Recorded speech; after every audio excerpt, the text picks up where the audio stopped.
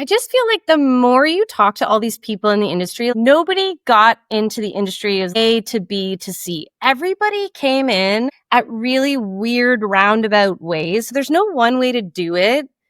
So you'll find your way, but you gotta be as creative as you are as an artist. I think you have to be creative to go after what you want. Like you have to think outside the box. And I do think that because it's harder than ever, I think we all have to fight for stuff that we want. Hey there, it's Ginny. And I'm Monica. And this is Hitting Her Mark, a podcast for women in the arts, actors, filmmakers, artists who are passionately chasing their creative dreams, while juggling the beautiful chaos of caring for those they love. We're here to share stories, insights, and inspiration, proving that you can hit your mark without compromising what matters most. So if you're ready to make your creative dreams a reality, let's dive in. Hi, everyone. Welcome back to Season 2 of Hitting Her Mark. We're so excited to be back with you. We have a great guest to kick off our season. It is Dani Kind. You know her from Netflix's Workin Moms and the fan favorite, Wynonna Earp. She's a 5-time Canadian Screen Award nominee. She's directed episodes of Workin Moms, We Three Queens, and her short film Capsule has developed quite the following. On top of all that, she's also spent nearly a decade working with kids and adults with special needs, and she says this fuels the heart that she brings to her work. Please join me in welcoming someone I greatly admire to the podcast, Dani Kind. Welcome, Dani Kind, to the podcast. I met Dani a couple years ago through an ongoing Meisner class we both take with teacher John Riven. This class has been very transformative for me, and I've had the gift of getting to watch Dani's work over the years, and I learned so much by doing so. Dani is a multi-hyphenate working in multiple areas of the industry as an actor, director, and writer. She is most known for her role as Anne Carlson on Workin Moms, for which she received 5 CSA nominations for Best Lead Performer, Mercedes Gardner on Wynonna Earp, and most recently her role as Annabelle on The Z-Suite. She's also directed a few shorts, Signs being the most recent, and she's directed episodes on TV, including We Three Queens and an episode of Workin Moms. One of our past guests, who was directed by Dani, literally referred to her as a fucking badass. And I think that's a great Gari Prasad. She played like the university admissions person for your job. Yeah. So I think that's a great place to start. Let's just dive in. Dani, we like to kick off every episode sort of starting from the beginning of your journey. So where did your artistic path begin for you? Oh my God. First of all, it's so uncomfortable hearing about your story. This talking. It's like I can't stop moving. Oh, God.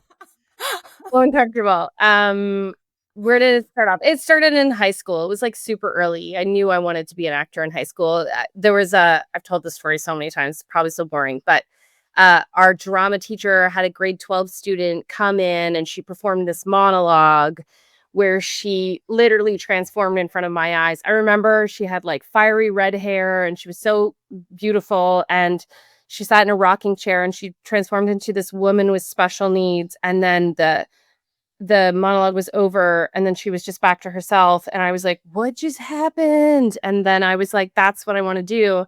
And then I weirdly like never thought of it really. And then my life took me into the film and television industry, but I also sidelined as a social worker for 9 years. Yeah, I was impacted way more than I thought I was. It was very strange, but it was amazing. And I don't remember her name. I just remember her hair and how I felt. And yeah, it was very cool. Wow. Oh my gosh. So what happened first? Was it the film and TV stuff, or was it the social work? Like which direction did you head in first? Well, I grew up in Ottawa, so there wasn't really like, no one is, my sister's like one of those secret artists where she's like a law clerk by day, but like wildly talented by night. You know, she's like, but nobody in our family is in the business, or I didn't know anybody. So I joined the improv team. I was horrible, but I was all I knew. And then I went to like the only theater program I knew was at like Algonquin College. I don't even think it exists anymore, but it was like a dream. Like it was like a black box theater, and I like slept there and I did all of the like lights and costumes, and we did the crucible, and like it was amazing. And then while I was there, I got my first job on a TV movie, I think it was. Like, I think I was a ghost and I had one line. You know what I mean? Like, I don't know. But I literally was like, I will do anything to be on set. And I still to this day, I'm like, I will do anything to be on set. And I've driven transport on sets. I've like I joke like I will do craft services for you. I will whatever. Like I just it's my happy. I'm so happy on set. So Yeah. it just kind of snowballed. The social work Oh, piece, yeah. so did you do that in school? Like, did you do, like, a double major or No, I have no right being a social worker, but I really don't.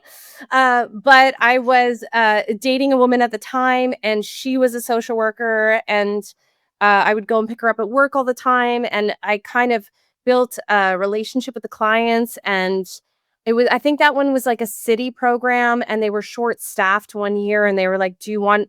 They all know you, and you know them. Like, "Do you want a job for the summer?" And I was like, "Sure." And then that sideball like, that snowballed into a side career, and I did it for 9 years in Toronto, Montreal, and Ottawa, and I worked with a population of, adults that have wide range of special needs and brain injuries and, um, autism, and it was the greatest. Like, it was the absolute I loved it so much. It was so sad to stop it, but it has such a burnout rate. Like, it was, Oh, yeah. like all those jobs, but yeah, I loved it. I can imagine, and I mean, that's what they always say, right? Actors, our superpower is empathy, Yeah, and,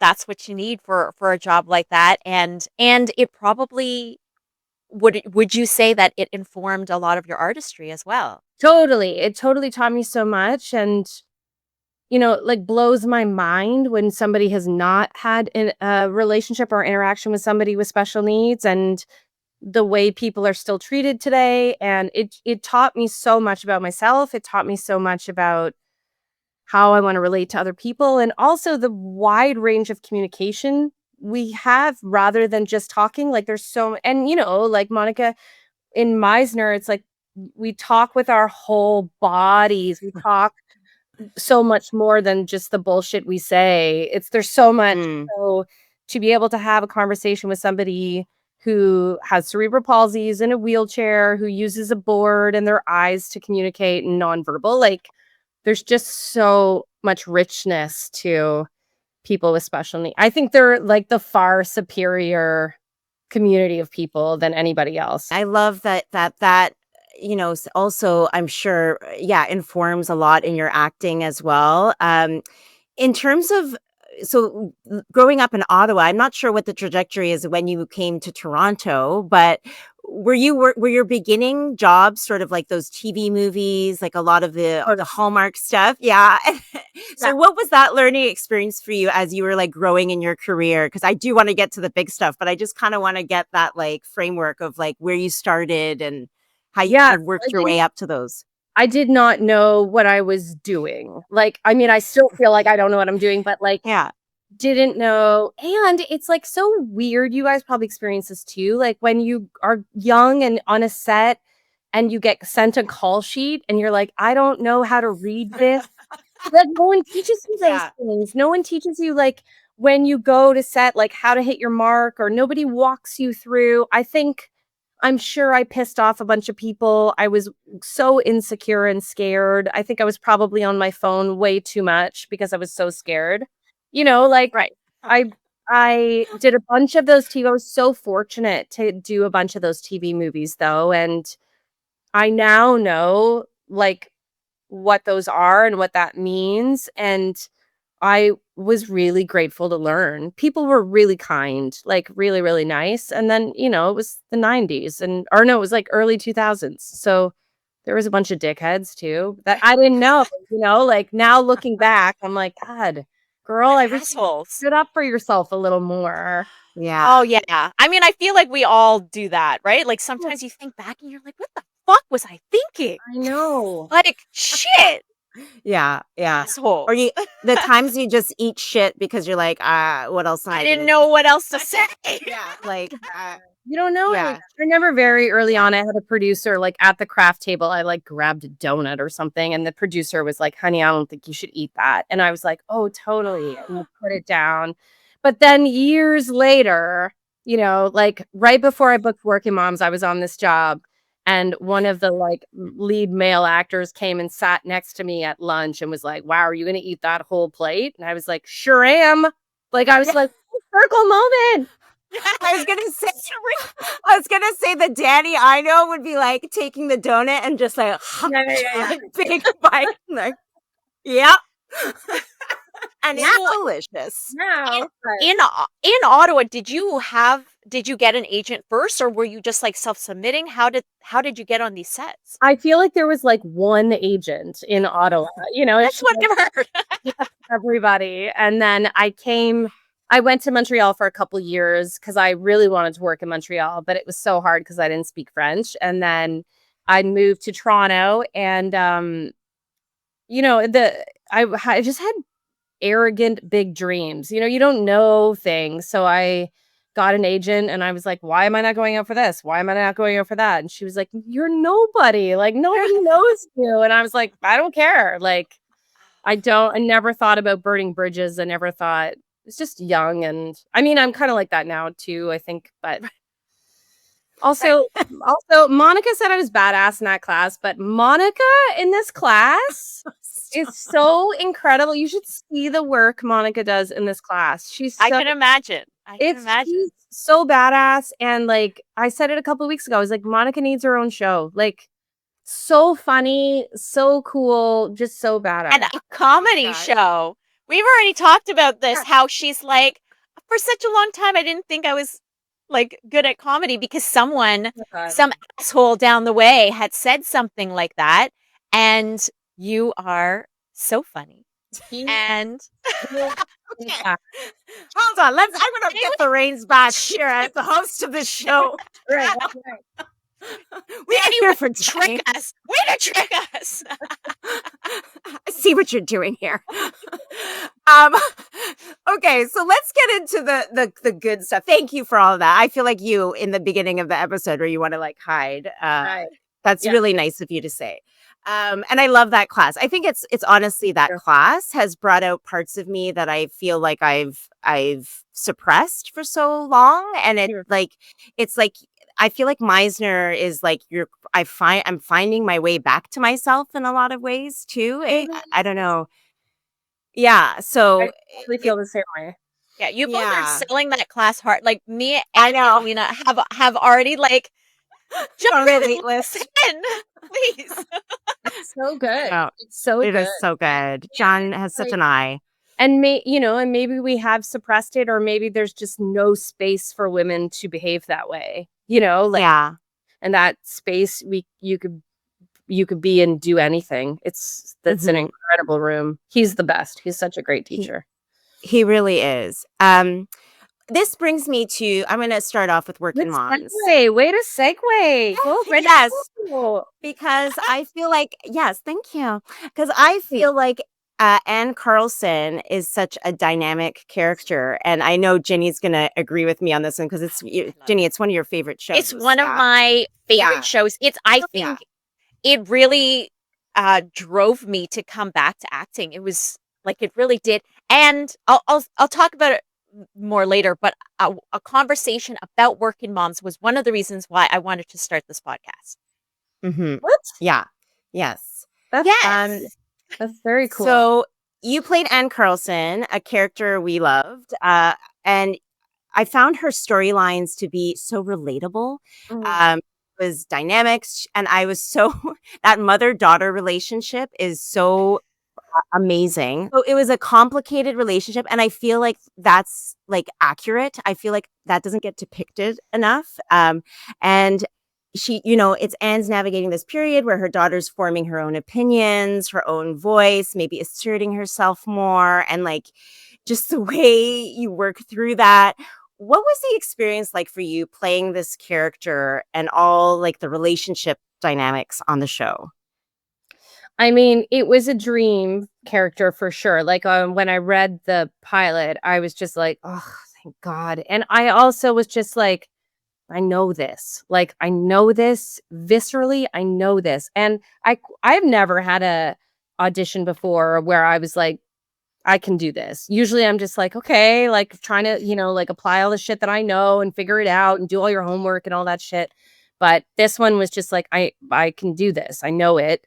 And I had to fight hard for it, but it was so great. It was so great. It felt very complex and simple at the same time because of the way they wrote her and because of the way that I am as a person and the women that I know. And I mean, my sister is like this, my friends are like this. Like they all have these pieces of her. And I don't have a daughter. I have two boys, but I know what I was like. And my mom and I have a very hard, trying relationship. And I was not I'm not an easy person, and I was not an easy teenager. So, but Sadie Monroe, who played that role of my daughter, started when she was 10 and finished when she was 18. So and Oh my her God. parents are like the I would joke all the time. Her parents were on set all the time with her, and I would be like, "Be my parents. Like, you're so great." Like, I love them so much. They're Yeah. incredible parents, and they let me in. Like, they let me have a relationship with her, and we still, like, have a relationship to this day. We still text, and she's, like, studying film at McGill right now, and she's, like, all grown up and amazing, but Oh, awesome. she's the sweetest young woman ever, like, and would not like, I think one time she had to, like, flip me off or whatever and, like or just tell me to go fuck myself and, like, would whisper it on set, and they were like, "You gotta get her to say it." And I was like, "I know, but, like, she's lovely, you know?" So, it was watching her navigate that role was quite interesting because she couldn't be further from that, you know? Mm, She's amazing. yeah. Oh, she's so good in it. Yeah. I wanna take it back a little bit. So you did talk about having to audition and fight hard for this role. Mhm. Like, I mean, tell me about that process because, like, we all hope to have this dream role audition land, on our desk, and I wanna know, like, how did it feel? What did you do?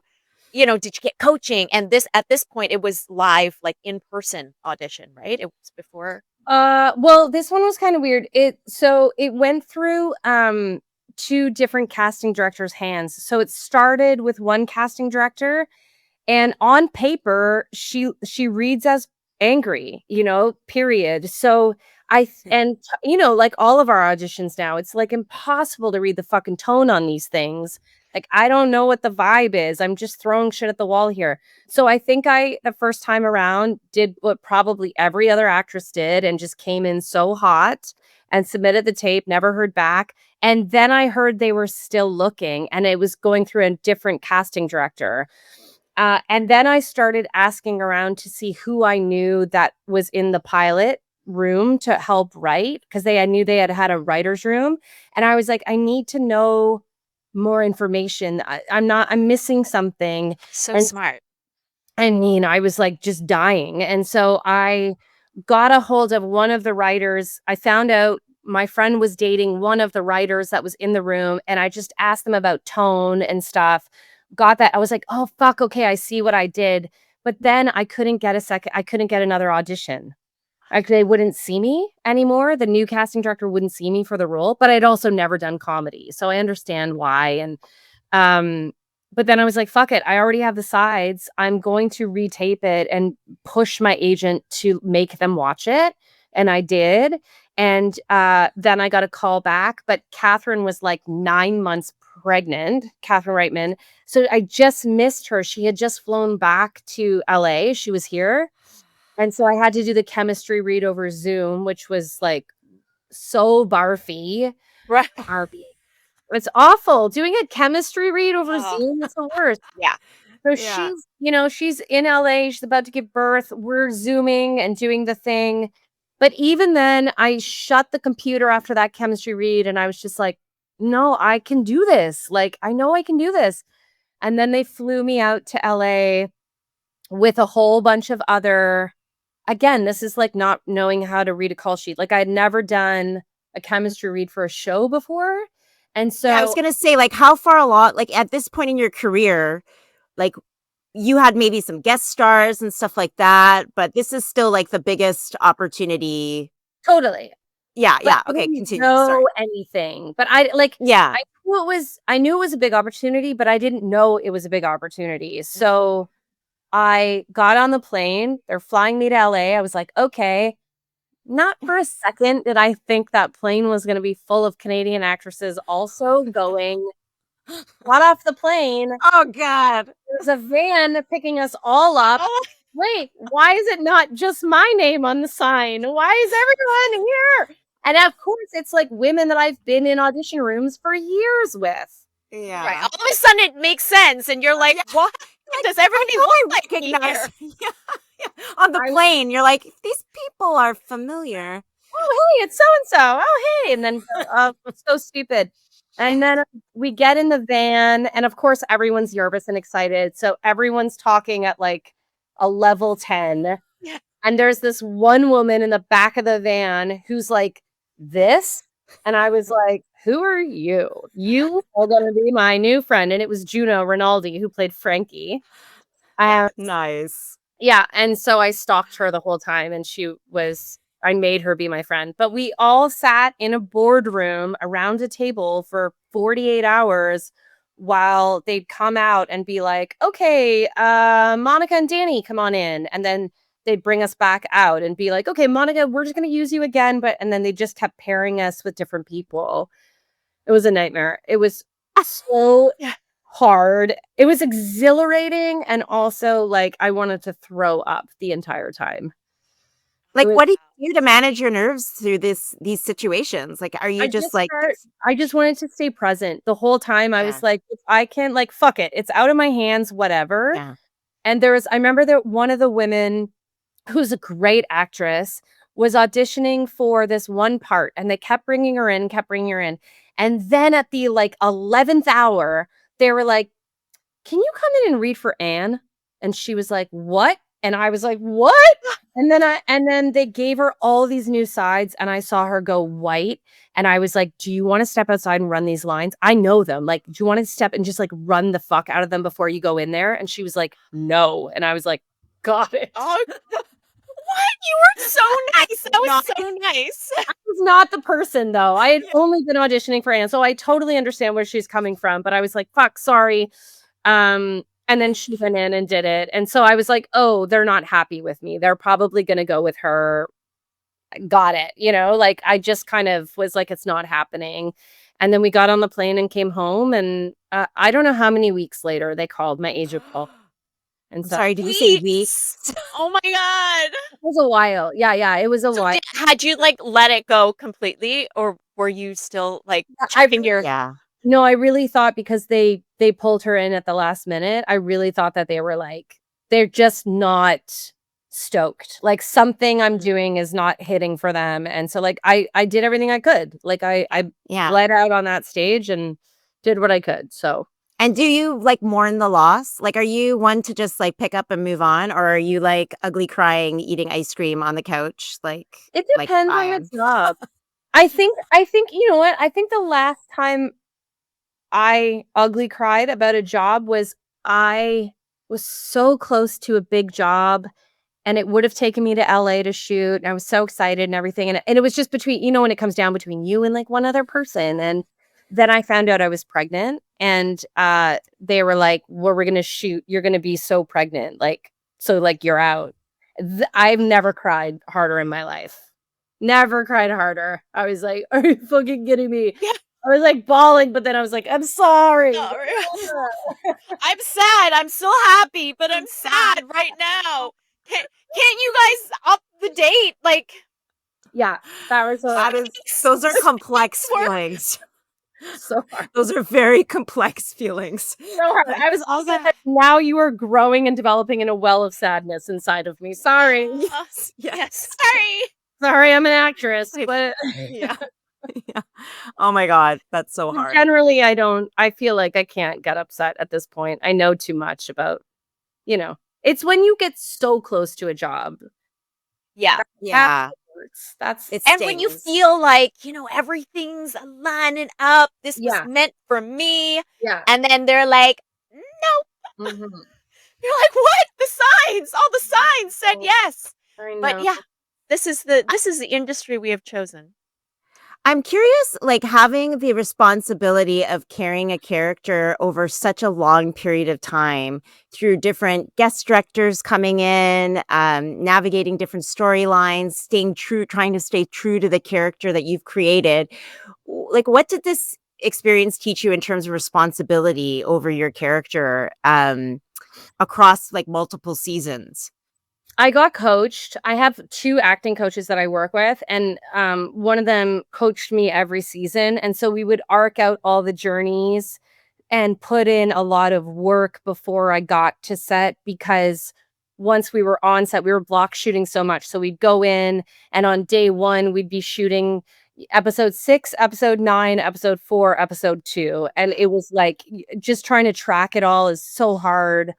And when I started the show, I had a 1-year-old and a 2-year-old, so it was like I was a shell of myself. Like I and I look at I was just on a set the other day and I was like, that's an amazing number 1, like the way she's carrying the show. And I was like, fuck, if I could go back, I was not number 1 on the show, but if I could go back knowing what I know now, I would be more graceful with how I invited people onto the set that were there, and I think I would do it differently, but I was just treading water for most of it, I felt like, because it was such a steep learning curve and so hard, and, like, there was points where I had to tell my ex-husband, like, "I can't learn lines because I'm working a 16-hour day and then coming home and, like, changing diapers and up with the kids all night. So, like, I need to rent an Airbnb, and I need to just stay there for, like, 24 hours to learn lines and get 1 night of good sleep so that I can," like, I was just trying to figure it Yeah. Yeah, out because I and that's just Yeah. one night. I mean, I would've like, a week, a month is what you need. it's difficult, but I like all of it. It's like every step of this journey for all of us is so hard and so, like, I'm just better at asking questions now. I'm better at, like, "Hey, how do you do this? Hey, how do you do this?" Yeah, yeah. And Yeah. so did you get, like, the full season? Yeah, it was a weird Okay. one because they write their entire season before they go in. They change it a lot, but, like, you Right. have the full arc of the thing, which is very cool. Oh, that's Okay. great. Yeah, yeah. Yeah. That's not That's typical, I don't think, right? No, No, yeah. no. yeah, so Yeah. that I mean, And then on you have top of that. that, yeah. And then on top of that, you were also recurring on Wynonna Earp sort of Yeah, at the same time. So you were playing Mercedes Gardner, which was a huge fan favorite among Earpers and a total character. And you recurred on that for 3 seasons. What was it like playing in that world and playing a character that was a little bigger, larger than life? Like, what did it teach you in terms of how much play that can happen in front of the camera as well? yeah, the best. It was the best. I mean, there were 2 very different sets, like, and that one Mhm. was in Calgary, and we usually shot in the winter, Oh my um, gosh. so it was freezing cold and crazy, Yeah. but Emily Andress, who wrote that show, is such an incredible showrunner, and she is so supportive. She's just like, "Go, just go, like, that's just jump," and so I did, and she just gives you so much leeway, like, it was a really dreamy job to have, like, Yeah. really amazing. That show did not have the budget that it should have had, like, it deserves so much more. They just won a bunch of CSAs, and they I know, I saw that. so happy for them. Congrats, that's awesome. All the awards, and Melanie Scarfano is, like, also talk about a badass, like, she has 2 little kids, she was pregnant on that show, like, just phenomenal women, phenomenal cast.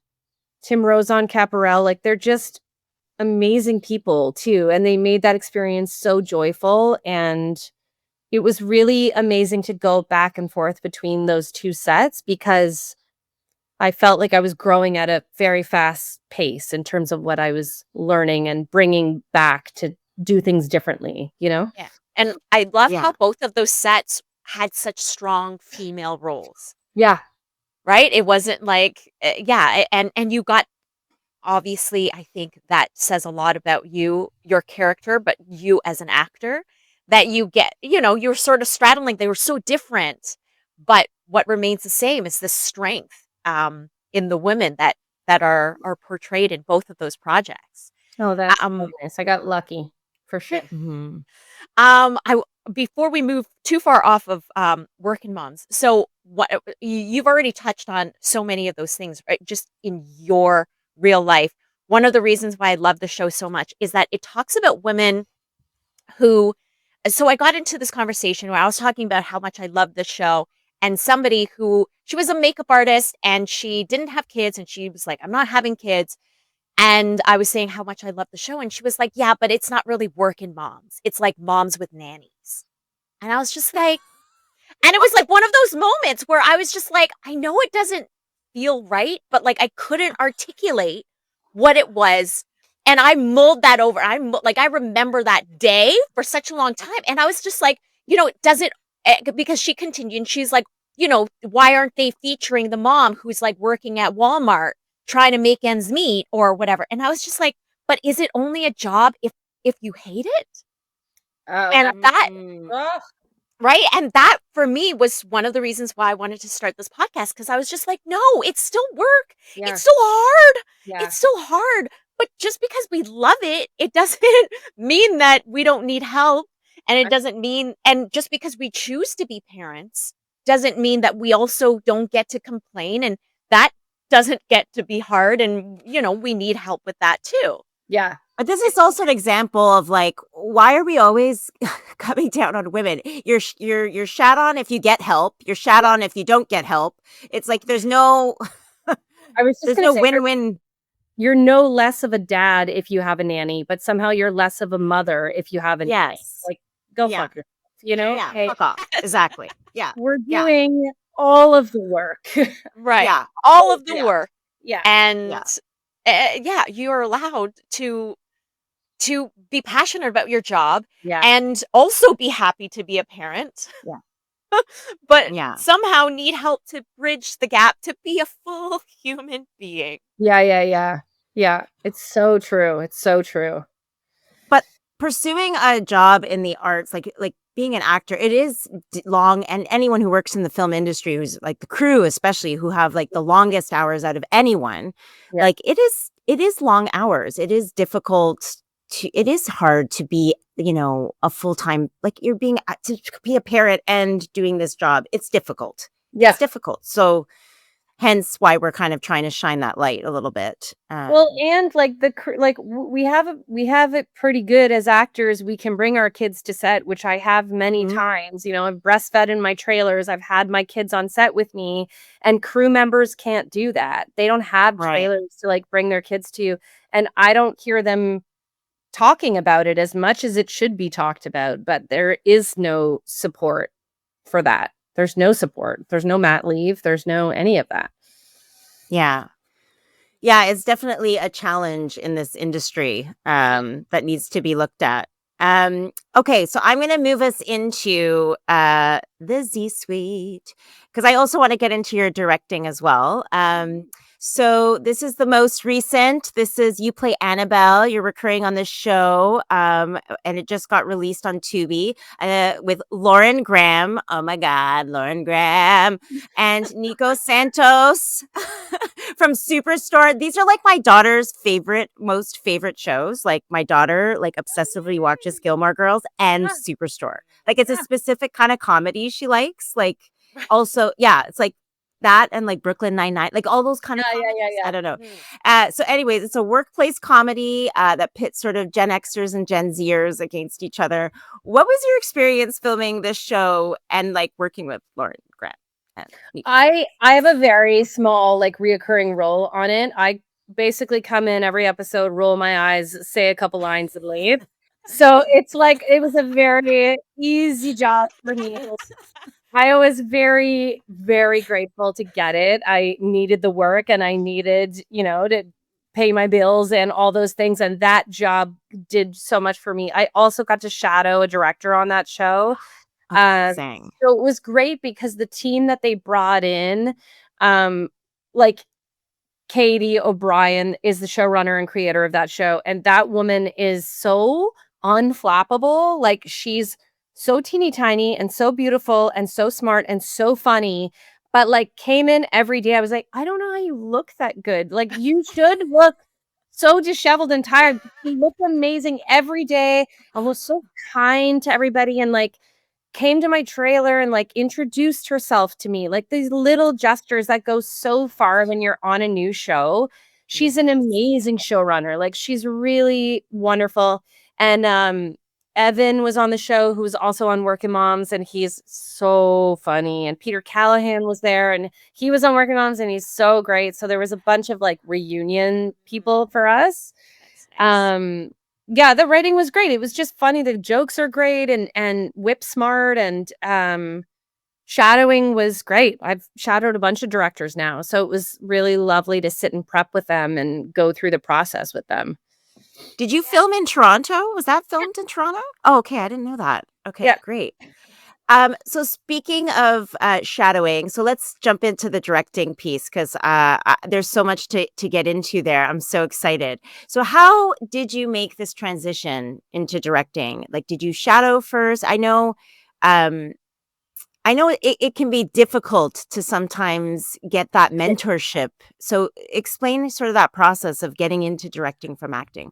Yeah, it's still difficult. I don't think it's gotten any easier. I'm not getting the jobs that I wanna be getting yet, but I don't know any female director that is yet, at any level. It's so hard, and so competitive, but my old agent, asked me one day if I had ever thought of directing, and I was like, "No, never, not for me." And he was like, "Why?" And I was like, "Why do you think I should?" And he had, like, a list prepared. He was like, "Well, this," and I was like, "Oh, I've never thought of it before." And then I started asking to shadow on Working Moms, and, it didn't happen right away, so in lieu of it not happening, I started taking the directors out for coffees and lunches and asking them about their process, and then I would just show up on days that I wasn't working and watch, and they're like, "Oh, you're here," and I was like, "Yep," and I would just sit and watch, and then they finally let me, like, officially shadow, and then in season 7, I got to direct an episode, but I had already directed a short film and a music video, and then I've done a couple more in some web series and stuff. But I still feel like I'm trying to break in. Like, I have these credits, but it's like I'm building an entirely new career from the bottom up again. So it's hard, but it's also I love it so much. Was it Amazing. nice? Was it nice to sort of get your hands in that director role on Working Moms? Like, because you were already so familiar with the set and the Yeah. people. Was that a nice sort of Yeah, we had an amazing crew, like, start to finish. We had an incredible crew on that show, and, I felt really held by everybody, and my co-stars on the show, like, stepped up. Like, they knew what I was facing, and they were like, "Anything you need," and I was like, "Really? That's so nice." What really all were like, "Whatever you need, dude, like, tell us we wanna be great for you," and so I just felt Yeah. so loved, in that aspect. It was really, really a great first experience on a But network. you're also acting in that episode. So what's the experience of like directing and acting in something at the same time? Yeah, I thought they would give me an episode that I wouldn't be in, but didn't hurt. They didn't. in what you were asking for? So, it's hard. It's challenging. I don't know if I would do it again, to be honest. Like, Yeah. I think I would have to be a much more seasoned director to do it because or I would get somebody behind the monitor with an eye on my performance that really knows my work to be like, Mhm. "Bitch, you're dropping the ball. Pick it up," or Yeah. something. I think that because I didn't wanna waste time looking at playback of myself. Like, I Right, was just keep Yeah. going back every oh, time. yeah. Yeah. So, yeah, it was tricky. It's not easy. Yeah. I also love your episode that you directed of We Three Queens. My friend Bert Cardozo is in this show. He plays Lamar. Oh God, I love him, and I love the episode, especially the dinner scene where Lamar confronts his dad. How did this opportunity come about, and how did you prepare for it, and how was the on-set experience? Oh, so lucky. Daniel Chichagoff, who plays Bert's boyfriend on the show, um, Yes. is a good friend of mine, and he's been in my class. We've been in an acting class together for years and years and years. And he knew they were doing a second season, and he pitched my name to direct. And they offered me the entire second season to direct the whole season, which Oh was my so gosh. I know it was really fucking nice of them. Um, but I came back and pitched, could I do the bookends of the show, the first and the last episode, because I was really trying to get paid work to pay my rent and feed my children. And so, Yes. Yes, that's important. I know that song well. Yeah. yeah. So I did the bookends, and it was great. I got to work with Alan Stevens, who's an incredible DP. She's so beautiful, wonderful, ephemeral, lovely, sharp woman.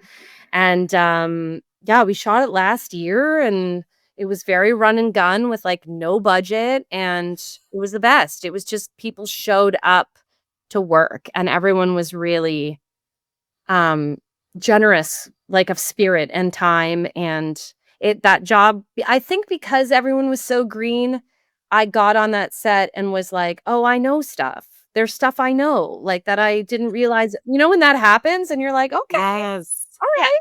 Yeah. That's amazing. And how important would you say that writer producer relationships are in terms of being able to collaborate and develop projects or gain more experience as a director? And I mention that because I know Kimberly, is it Mankey? Yeah. I'm saying her right. Yeah, Kimberly Mankey. You've worked with her on Deborah, a short film, and Signs.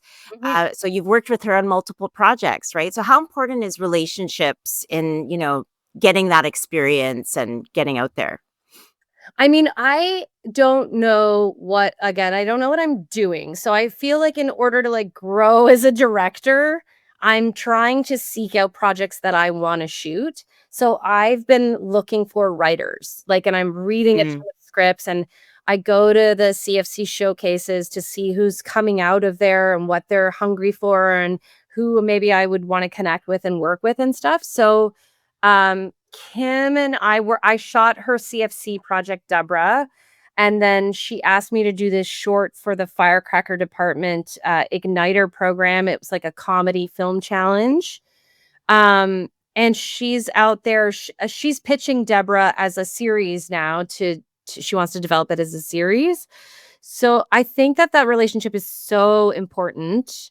I'm developing 4 different projects right now, all with different writers. And I think it's really important just to connect with the right people on the right material, because you can have an idea, but if the fit isn't there, the process isn't going to be fun. So why?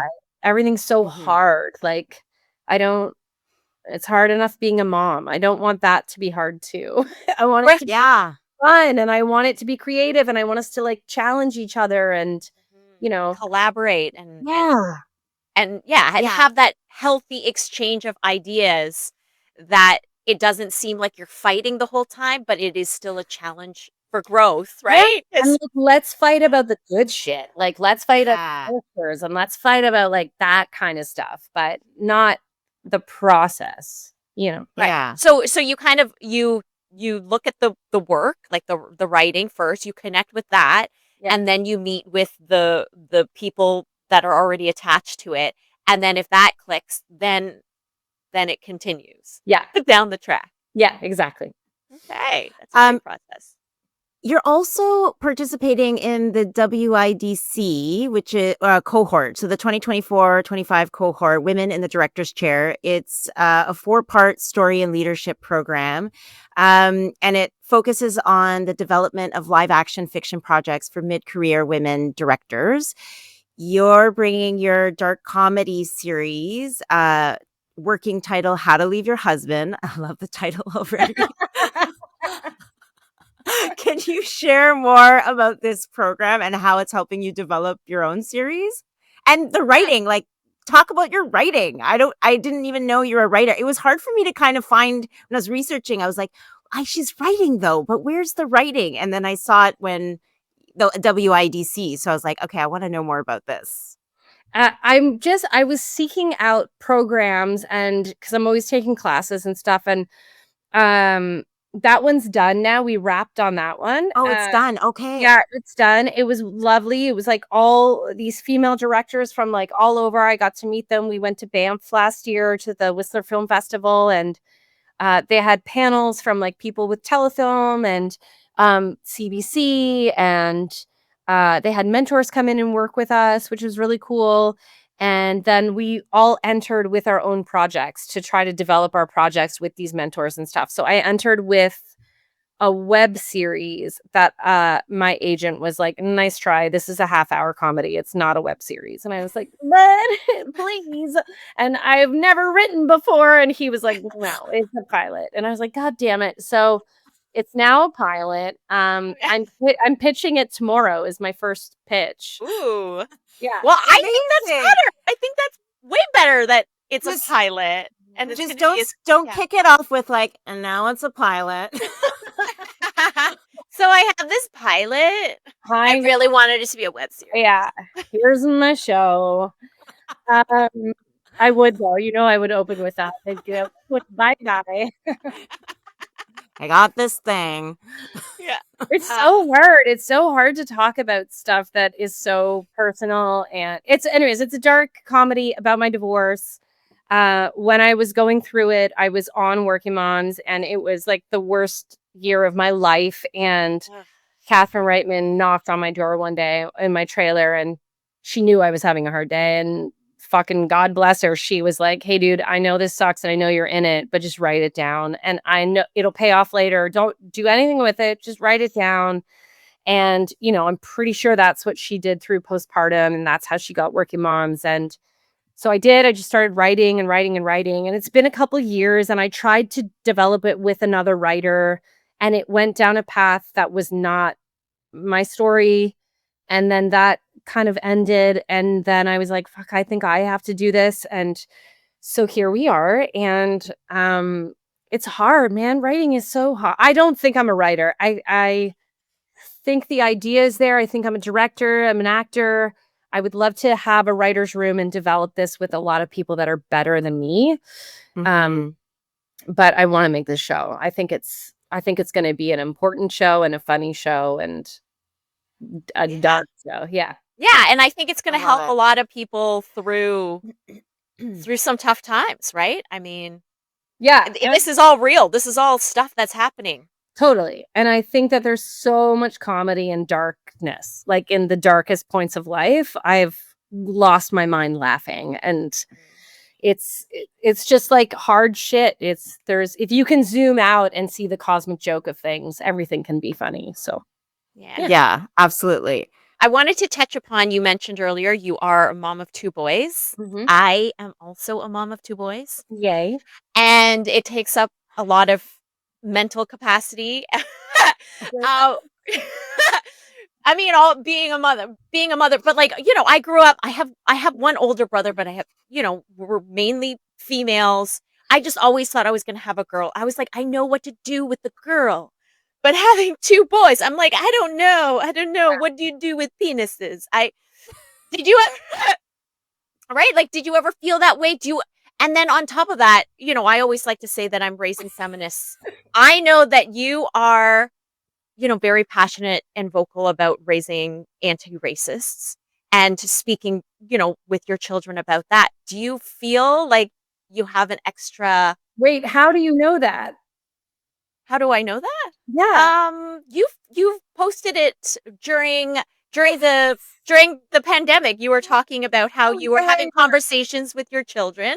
So funny. About... We follow you, Dani. We follow you. Obsessed with you. Right. I'm not obsessed. I know everything. Fine.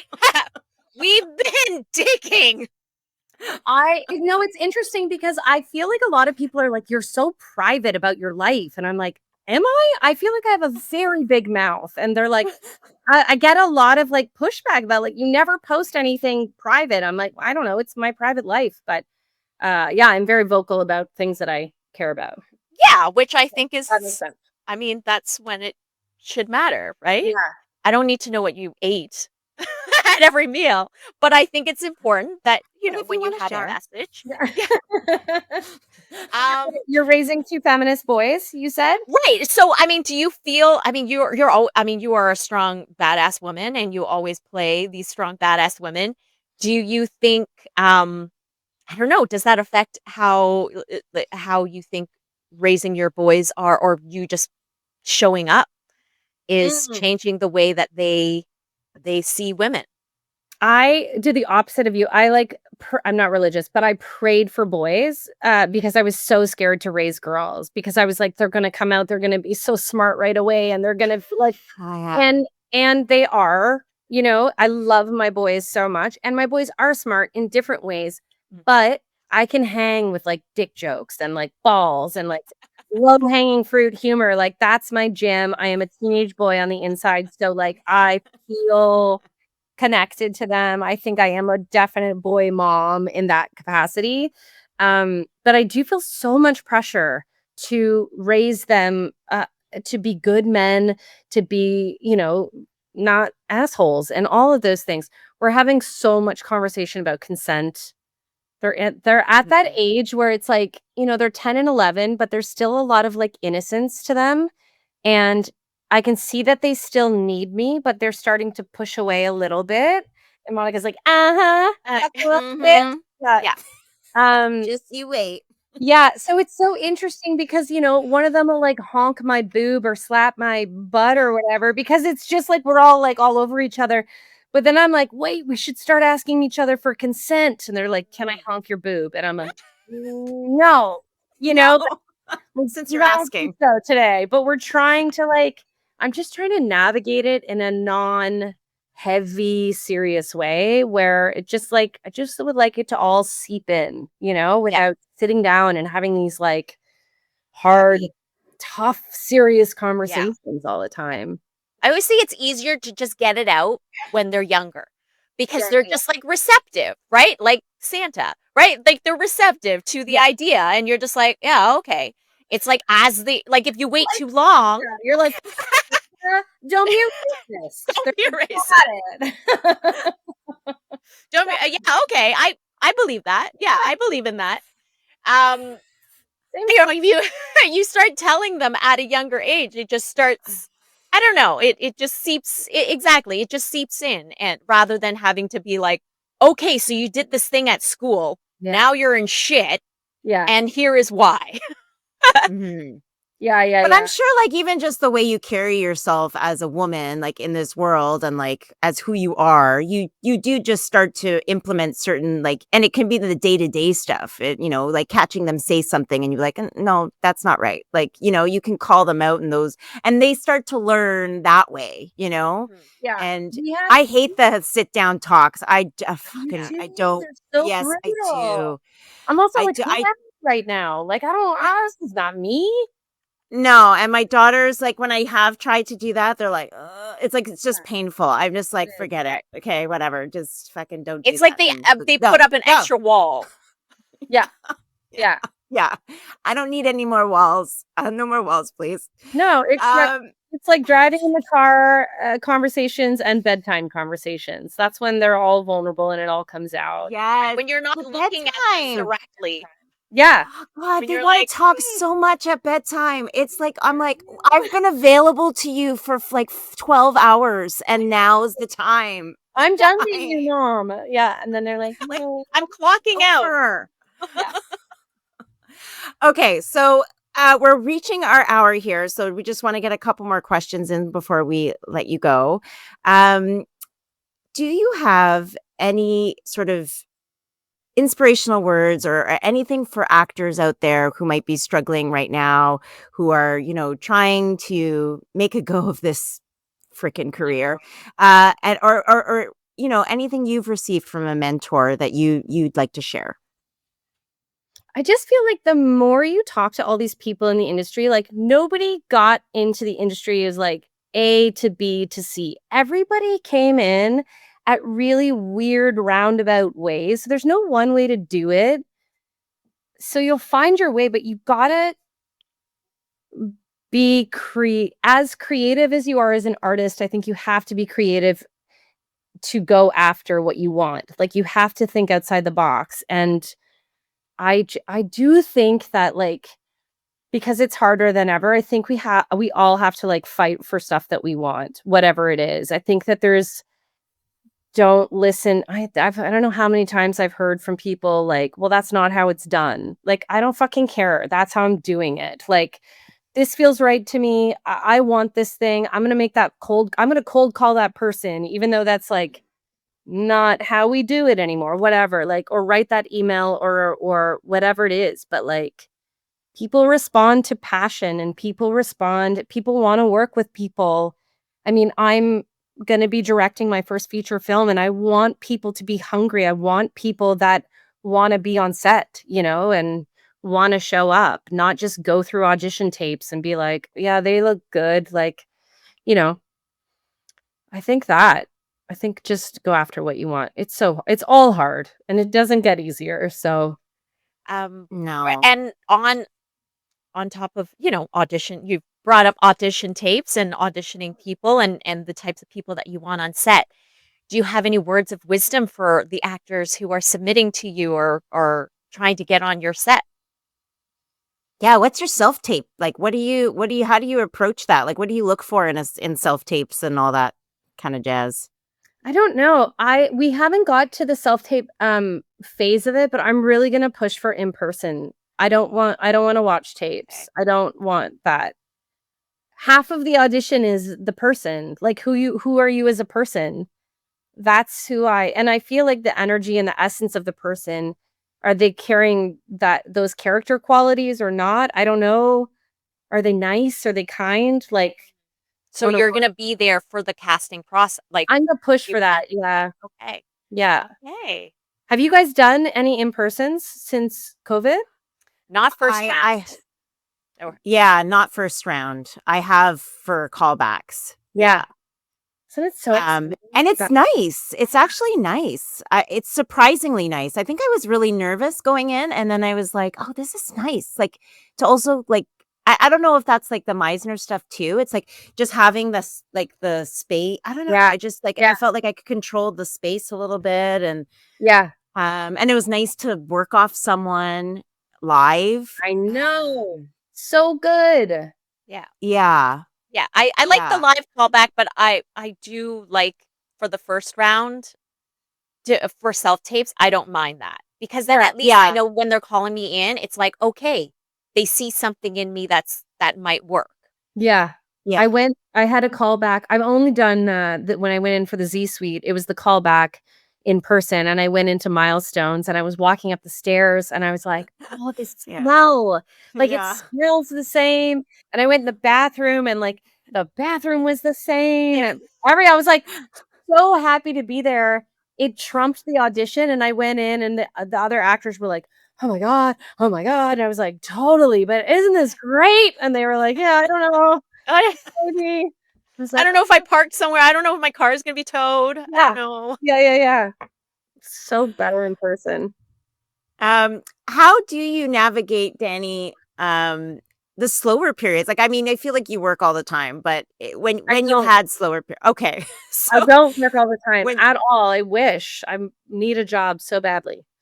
so when you have slower periods, how do you navigate that? Like, how do you keep like the mental health component, like staying sane? I don't know, staying. Yeah, I always take classes. Like I'm always in a class. It's the only thing that keeps me like creative and going and in community. It's like I think that like going to those classes and seeing you once a week and seeing our classmates once a week and hearing what everybody's working on and like that's so important for my mental health, I think.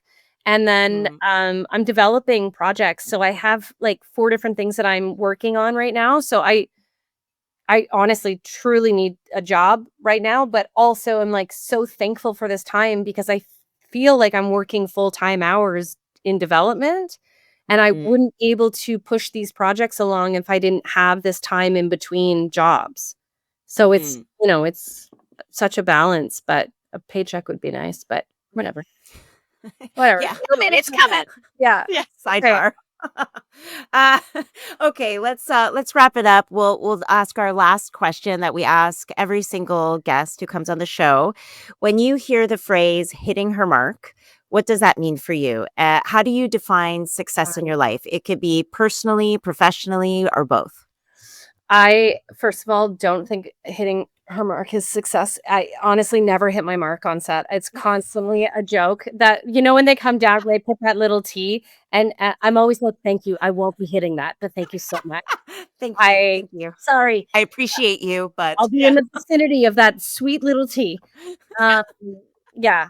I don't know. Success is so weird in our industry. I remember when I got Working Moms, everybody around me was like, "Oh my God, you've made it." And I was like, "I don't think I have. I think I'll have a job and then I probably won't have a job." And that's exactly what happened. We wrapped on Working Moms. I didn't work for 2 years after that on a single thing. I didn't get hired on anything. So there is no, I don't know. You hear all these Hollywood stars being like, "Ugh, I hope I work again." It's like, it's all the same shit. We're all in the same boat. It's just personal success. Are you happy? Do you feel artistic? Do you love your community and your friends? Are you going after what you want? Like, that's successful, I think. It's just the yeah. day-to-day stuff. Are your kids telling you to go fuck yourself? Some days. Sometimes. That's a really great answer because it just made me think too. It's like the thing about acting is like you've never really arrived, you know? Never. I don't think you ever arrive. I think you're always like, I think that's why I love it. I think it's because you're always growing. You're always like learning about yourself and your abilities and like what you're pushing yourself further and further, which is why I think I love this career, but it's Yeah. also like insane. So Yeah. There's no linear path. There's Right? Exactly what you're talking about. And some of these Hollywood stars, you assume that they're taking a break, but then you interview them. They're like, no, nobody would hire me a job. I didn't get auditions. I didn't get Yeah. anything. Instagram is just smoke and mirrors. Like, nobody's working, and we're all just like carnies in a circus. That's all. We all just want to yeah. yeah. Well, thank you, Dani. I appreciate you so much. I appreciate you coming on to the show with us today. It means the world to me. Thank you so much. Thank you Thanks for so having much. me, guys. It was super fun. I love that you guys are doing this. You guys have had like great guests, and I listened to a bunch of the podcasts, and it's really great. Congratulations. Thank you. Thank you so Awesome. much. Thank you. And I'll see you in class. I'll see you in class. Thanks, Dani. Thank you. Thanks for tuning in to Hitting Her Mark. If you enjoyed today's episode, be sure to follow, rate, and review wherever you get your podcasts. For more content and updates, follow us on Instagram at Hitting Her Mark.